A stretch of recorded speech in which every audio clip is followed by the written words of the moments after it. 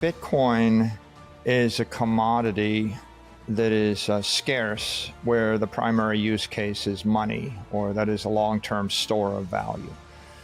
So the reason you want to hold Bitcoin is you want to own a product on an open network for a long period of time. And its use case is to be money. And so the value and use is store of value. Now, when you're holding a stock, you're holding a share of equity in a company. In essence, you're owning a corporation as property.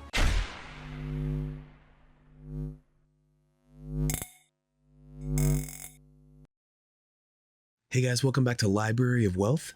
Today we have the co-founder of MicroStrategy, Michael Saylor, discussing the most important aspects of investing in Bitcoin and the stock market, as well as the risk that businesses face. In his analysis of Bitcoin and stocks, Saylor emphasizes why it's so important to recognize the difference between Bitcoin being a commodity that's scarce and primarily used as a long-term store of value on an open network, or a stock that represents ownership in a company. Saylor highlights the importance of understanding the risk that's involved and why he studies publicly traded companies and analyzes all their risk factors. Let's get right to the interview with Michael Saylor as he gives his analysis for Bitcoin in 2023 and outlines why it's the best investment this year before the surge in the crypto market begins. Don't forget to like and subscribe if you enjoy the content we do here on this channel. Let's get right into the video. The first risk of any investor in an equity is governance risk. You're risking your money based upon proper corporate governance exercised by the board of directors and by the management team. Well, I think there's two questions there. Like, how does Bitcoin compare to stocks? And then why do people own equity? Why don't I start with the first question? What's the difference between Bitcoin and owning a stock? I think that, first of all, Bitcoin is a commodity that is scarce, where the primary use case is money, or that is a long-term store of value. So the reason you want to hold Bitcoin is you want to own a product on an open network for a long period of time.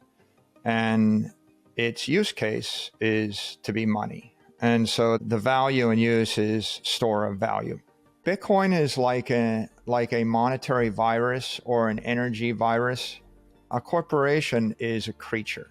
And so if you want to understand the risks that corporations face, it's instructive just to start by reading the 10Ks of publicly traded companies.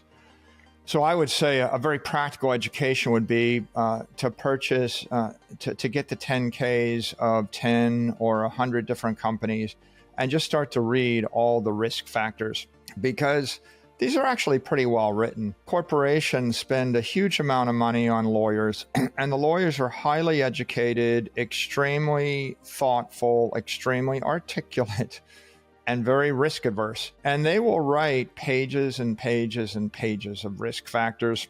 This is the answer to the investor's question. If I invest $1 in this company, what could go wrong? And they give you an answer, and they really give you a parade of horribles. I've spent many, many years of my life, since 1998, I've been a public company officer. So I've been studying public company prospectuses and general business risk probably since 2 years before we came public. So that goes back a way. And if I were to catalog them into a variety of classifications, I would start here. I would say the first risk of any investor in an equity is governance risk. You're risking your money based upon proper corporate governance exercised by the board of directors and by the management team, so the officers and the directors. If the board is bad or goes bad, or if the directors go bad, they can embezzle funds from the company. They can drive the company off a cliff. They can create a civil war within the company. If they can't work out their issues with each other, or if they can't navigate all of the challenges that approach the company in the future, then the entire thing breaks down. So governance risk is a challenge, and governance risk illustrates the general underlying challenge of corporations in general, which is the people are the weak link. Corporations rely upon human beings, and human action is ultimately the source of most of the liabilities in companies. And what you find is the more human action that is required to run the operation, the more risk there is. And many of the greatest corporations and the most successful equities are the ones that manage to execute on a business strategy with the least amount of human behavior. If the business is so simple that it doesn't need people and there are no decisions to be made and it runs on autopilot, those are generally good businesses. And the more people involved and the more decisions need to be made, the more risky it is. Saylor points out that human action is ultimately the source of most liabilities in companies, and that businesses with the least amount of human behavior tend to be the most successful. Saylor also discusses the four main risks that businesses face: market, operational, strategic, and financial. He gives examples from his own experience and discusses the potential impact on shareholder capital. The second risk factor is operational risk.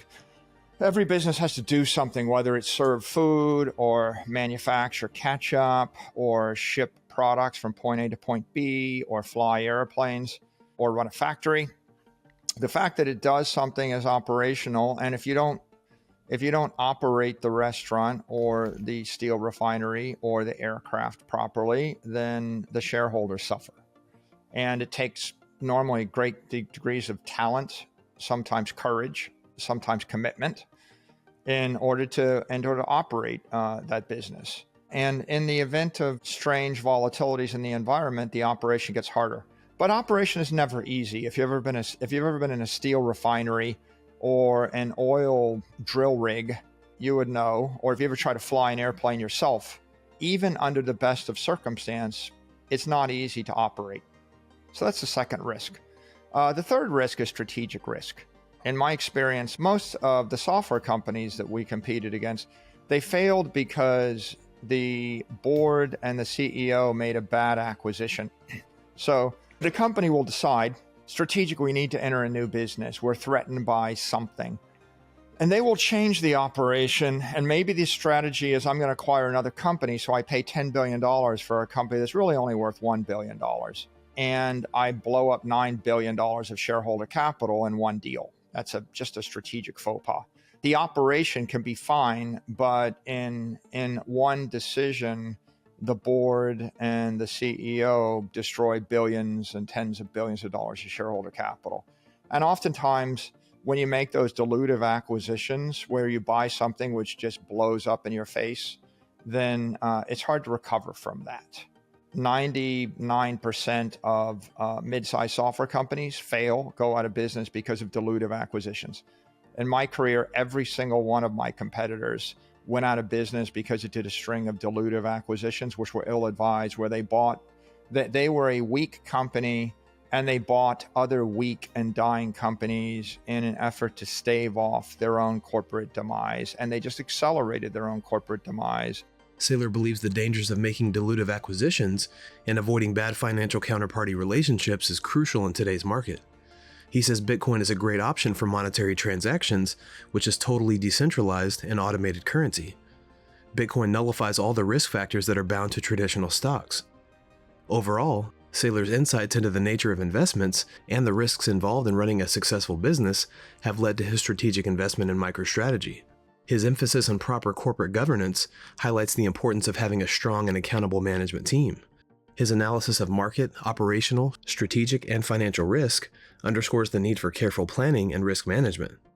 What do you think about Michael Saylor's investment strategy for Bitcoin this year? And do you agree with his assessment of risk? Comment down below. Thanks so much for watching. Don't forget to like and subscribe. This is Library of Wealth. We'll see you in the next video.